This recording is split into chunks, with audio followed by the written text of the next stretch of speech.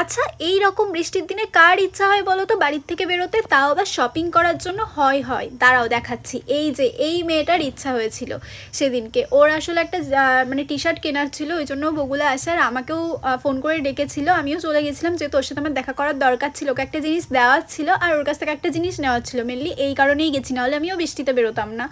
তো যাই হোক, এখান থেকে ও দেখছিল টি শার্ট, আর আমরা এসেছিলাম কোয়ালিটি জোনে বগুলার। তো যারা বগুলার আশেপাশে থাকো তারা একবার এখানে আসতে পারো, দেখতে পারো, মানে ছেলেদের কালেকশনের কথা বলছি, বেশ মোটামুটি ভালোই। আমার বোন সচরাচর এখান থেকেই নিয়ে থাকে।